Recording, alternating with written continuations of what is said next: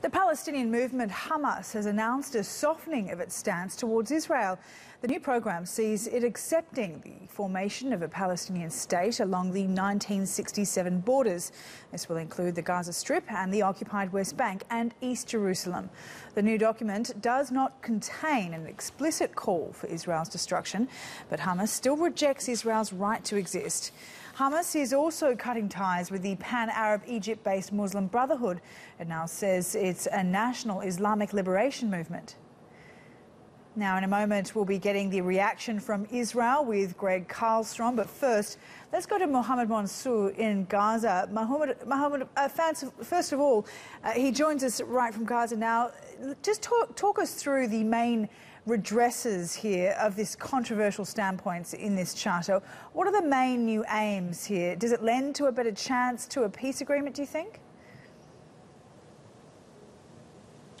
Yes, the main redresses of this new manifesto say that Hamas has no struggle with the Jews because of their religion, but it's a pure struggle with the Zionist project or with the Zionist occupation, which is occupying the Palestinian land. Also, as you said, it cuts completely the ties with the Muslim Brotherhood, which is the main movement in Egypt. Now, the new document of Hamas didn't mention the Muslim Brotherhood in its manifesto at all.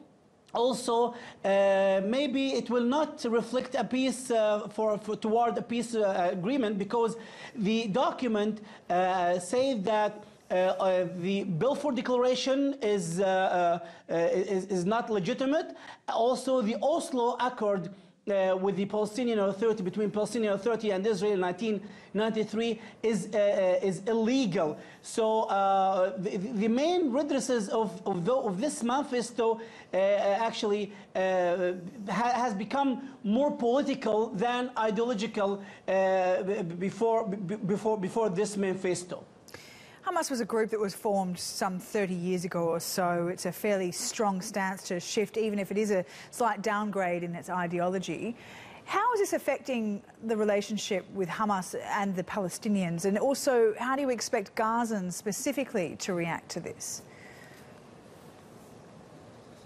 Yeah, the Gazans actually they are looking toward lifting the siege. They say that maybe this document has an international acceptance and regional acceptance, especially in the last 10 years, where Hamas has become more isolated in this region. They cut the true strong relation with Iran and some of the Arab states, especially Egypt. Now, this document will draw the true lines or the main lines of the movement's strategy and of the movement's relationships between the region and between the international community. So it may has a little acceptance within the international community. This may, Gazans say that this will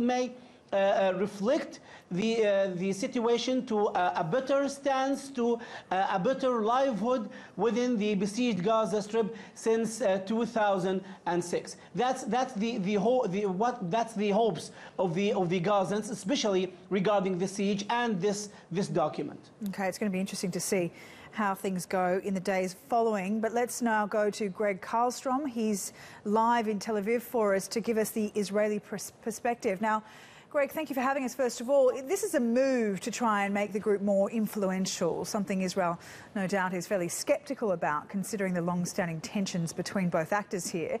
What do you know about the Israel standpoint? How have they responded so far? I think skeptical is the right word for it, at least in terms of their public reaction. We've heard from a spokesman for Prime Minister Netanyahu, who came out and said he thinks the group is trying to deceive the world into thinking it's more moderate and that Hamas is still bent on war with Israel.